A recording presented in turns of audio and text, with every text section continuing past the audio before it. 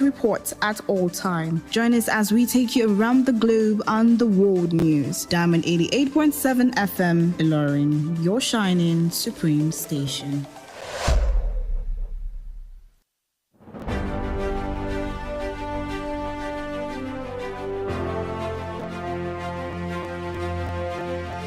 From the news desk of Diamond 88.7 FM, Ilorin, this is news around the world.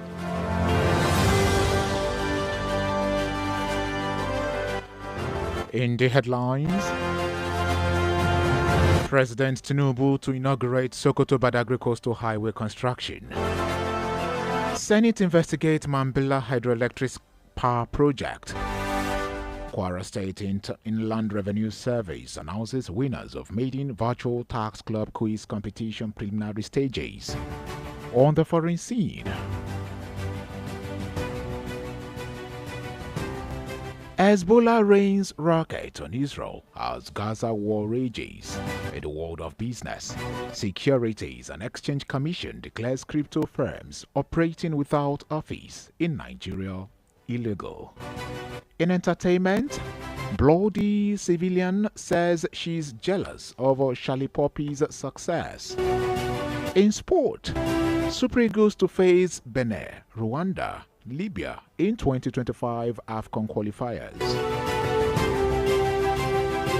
Good evening and many thanks for joining us for the news across the world on Diamond 88.7 FM, Ilorin, Kwara State, Nigeria.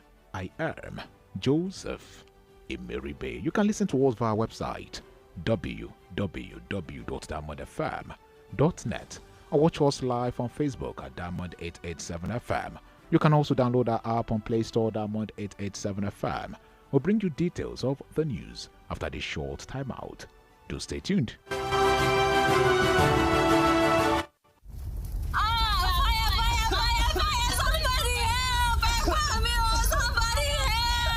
We've all heard about home fires taking lives and destroying all that a family owns.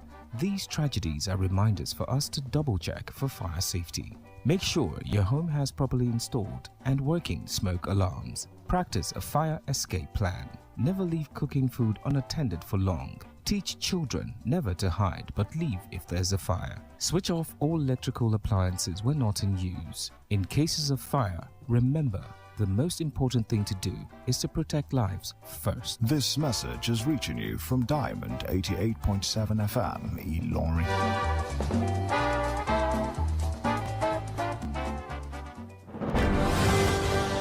You're welcome back from that short time out.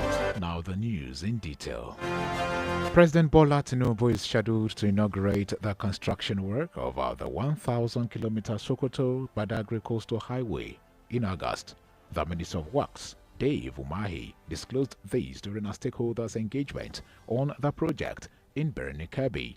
Umahi stated that he was directed by the President to come to Kebbi with some ministers and members of the National Assembly to unveil the scope of the project. Minister added that Sokoto-Badagry corridor boasts of 53 dams that would be developed for agriculture, electricity, and serve as trade routes with other African countries. Umahi also spoke on the construction of the 55-kilometer Gada-Zaima-Zuru road in Kirby, of which only 6 kilometers had been repaired. According to him, though the road is an NNPC project, the progress of work has not been good. Moving on, the chairman of the Economic and Financial Crimes Commission, EFCC, Ola Olukoyede, has described public corruption as the bane of underdevelopment in Nigeria. Olukoyede expressed this in Abuja while receiving the management and team of the Revenue Mobilization Allocation and Fiscal Commission, RMAFC, led by its chairman, Mohammed Shehu, on a courtesy visit to the commission. Olukoyede said public corruption ranked as the biggest cause of corruption in the country. According to him, if public corruption is taken out of the polity, the country will fare better than many countries of the world. He therefore stressed that transparency and accountability should be embedded in both the public and private sectors for optimal development of Nigeria. Elsewhere, the National Security Advisor Nuhu Ribadu has officially handed over 16 victims of kidnapping who were recently rescued to the Zamfara state government. The statement signed by the head National Counter-Terrorism Center, Abu Michael, disclosed that the victims who were rescued in 2 batches on the 27th of June 2024 in Shinkafi and Safi local government areas comprised 8 males and 8 females.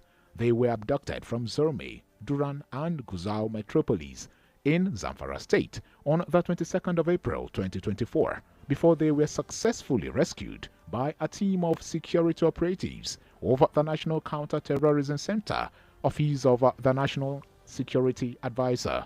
The statement added that while presenting the victims to officials of Zamfara state government led by the secretary to the state government, Alhaji Abubakar Nakwada, the NSA reiterated the resolve of the President Bola Tinubu-led government to rid the country of kidnapping and other heinous crimes.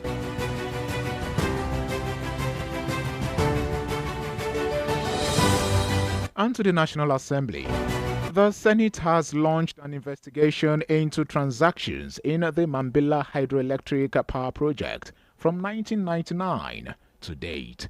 The resolution was adopted today after a motion moved by Senator Manu Haruna representing Taraba Central on the urgent need to address the challenges of commencing the Mambila hydroelectric power project. Lawmakers highlighted the failure of our previous governments to prioritize the national project with its capacity to generate over 3,000 megawatt and reposition the Ajaokuta Steel Complex with $1.7 billion. The upper chamber also resolved that in reviving the project, the original idea of 3,000 megawatt capacity should be maintained. Still with the Senate. The Senate has confirmed that the appointment of Abdullah Bello as Chairman Code of Conduct Bureau under Section 154 of the Constitution of the Federal Republic of Nigeria 1999 as amended. The confirmation followed the submission of a report of the Chairman, Senate Committee on Ethics, Code of Conduct, and Public Petitions, Senator Imasuen Bernards. According to a statement by the presidential spokesperson, Ajurin Galali, at the time of his appointment, the president anticipates that the new chairman, upon confirmation by the Senate, will lead the Bureau with utmost integrity toward the realization of its mandate of maintaining high standards of public morality in the conduct of government business and ensuring that the actions and behavior of public officers conform to the highest standards of morality and accountability.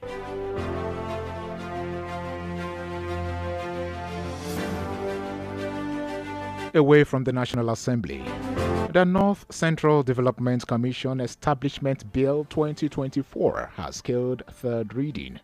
The bill, which was read for the second time in February 2024, was passed today after the report of the Committee on Special Duties presented its report on the 2024 NCDC bill before the House. It was first sponsored in the 9th Senate by Senator Abamoro, where it passed first and second readings, but could not get presidential assent before the expiration of the 9th Senate. Meanwhile, the Commission, when established, would be saddled with the responsibility of receiving and managing funds from the federal government and donors for the resettlement, rehabilitation, integration, and reconstruction of roads, houses, and business premises of victims of flood and farmers' herders' clashes.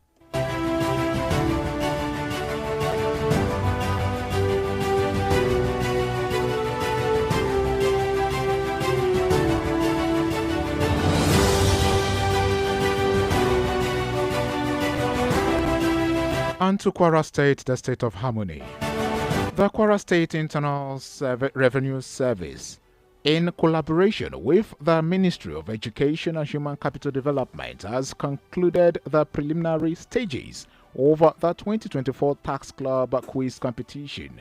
Today, the preliminary stages commenced on the 24th of June 2024, following a coordinated mock test organized by KWIRS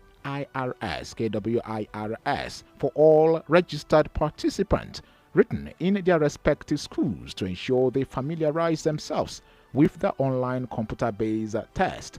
A total number of 154 schools from across the state registered for the competition, out of which 83 schools participated in the preliminary online computer-based test. After the first round, 61 schools qualified for the second round of the preliminary stage of the competition. At the end of the two preliminary rounds, 12 schools have distinguished themselves and qualified for the semi-final stage of the competition. 4 from each senatorial district. The convener, KWIRX Tax Club Advocacy Committee, Fumilola Oguntumbi, speaking on behalf of the executive chairman, Shade Omoniye, stated that the preliminary stage of the competition was a huge success and a landmark achievement for the service despite some challenges and technical glitches experienced. A representative of the Honorable Commissioner, Kwara State Ministry of Education and Human Capital Development, Mrs. Rosalina Yonsola, who was present during that back-end monitoring of the preliminaries and analysis of final results, commended all registered schools for taking up the challenge to compete for the ultimate prize of 2.5 million naira in the annual tax quiz competition. She applauded the 12 schools for having the odds and emerging victorious after the rigorous preliminary rounds. The semi-final stage will also hold virtually as a computer-based test on the 7th of October 2024, where 6 schools are expected to proceed to the final stage of the competition, which will hold in Ilorin on the 7th of November 2024.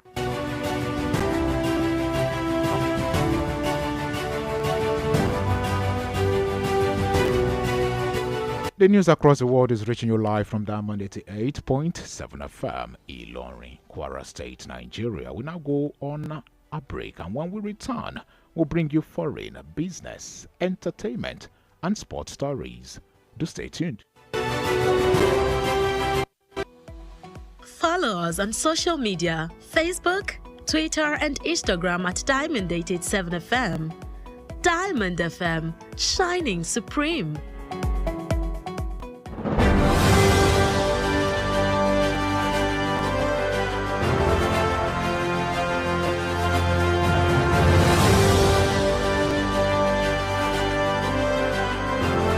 Welcome back from that break. You're still listening to the news across the world, reaching you live from Diamond 88.7 FM. Now we move on to the foreign scene.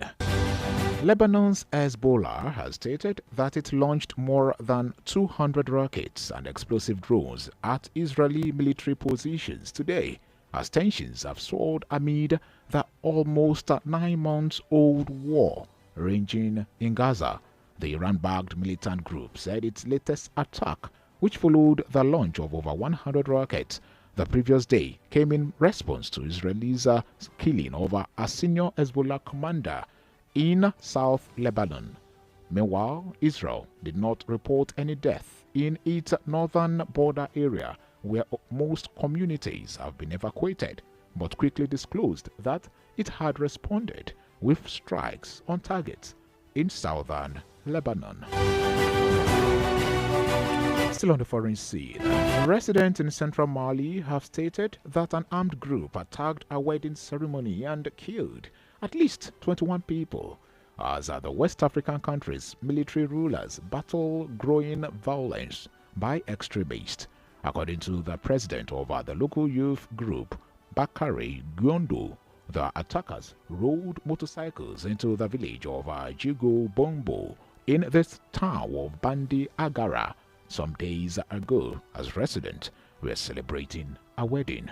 Meanwhile, no group has claimed responsibility for the attack, but it is a continuation of attacks by the Al-Qaeda-linked extremist group JNIM. which has often targeted the area.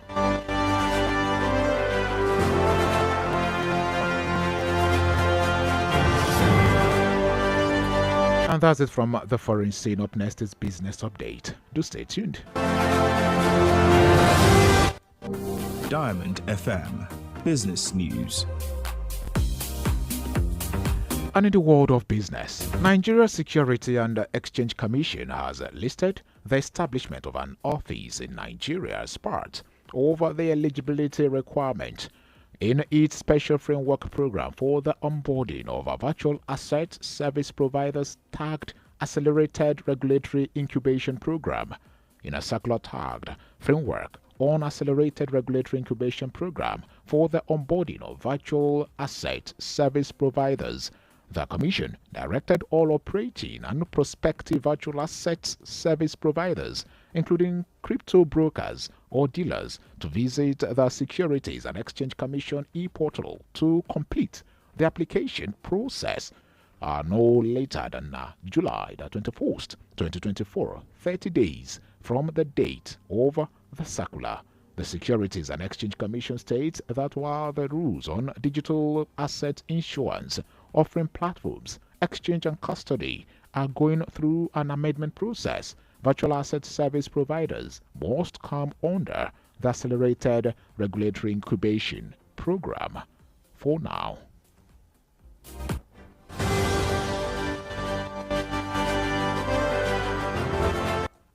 Diamond FM Entertainment News.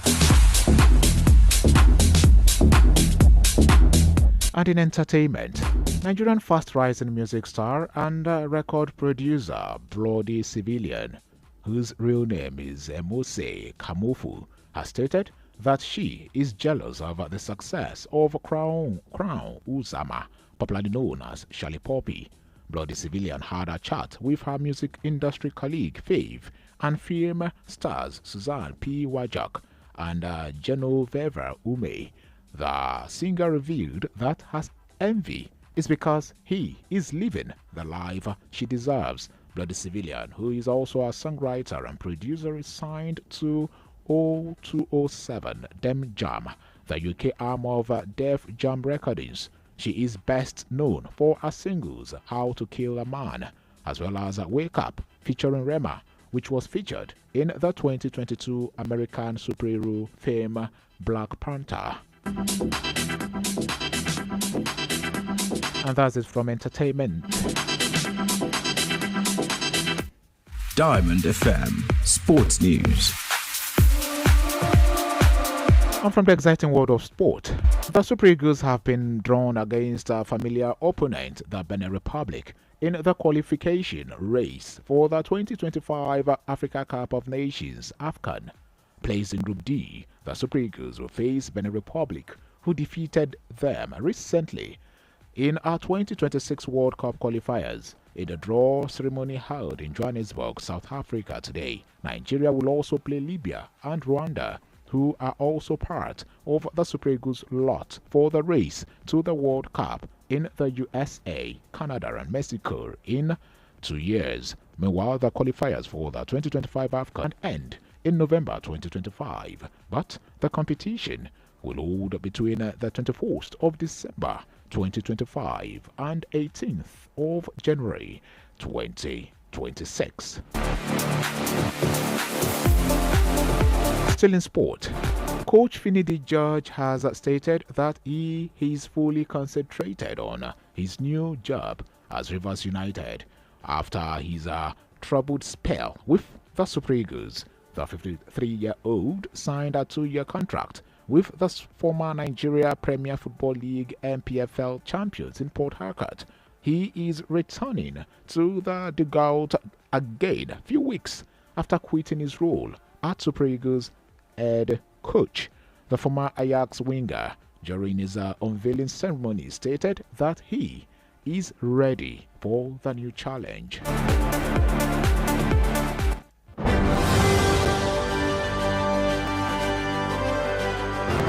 And with that, we've come to the end of the news across the world. But before we go, here is the recap of the major highlights as brought to you. We told you earlier that President Tinubu to inaugurate Sokoto-Badagry Coastal Highway construction.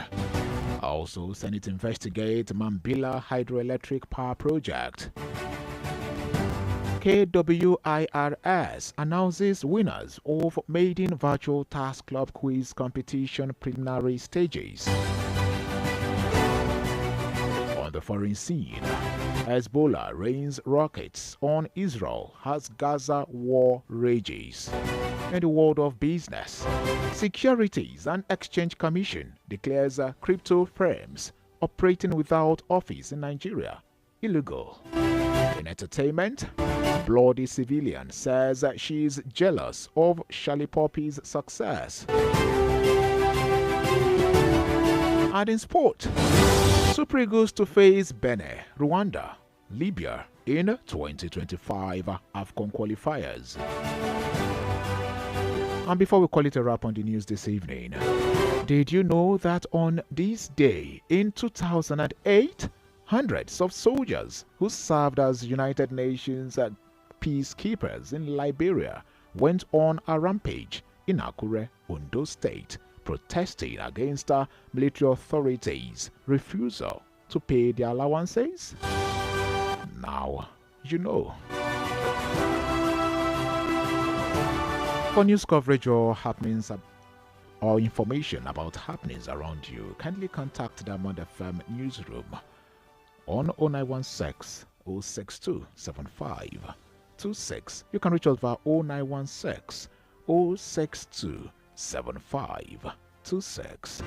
The news was compiled and edited by Nedu Okorie, and I am Joseph Emeribe. Many thanks for choosing your shining supreme radio station. Do stand by for the news in Yoruba language. Good evening.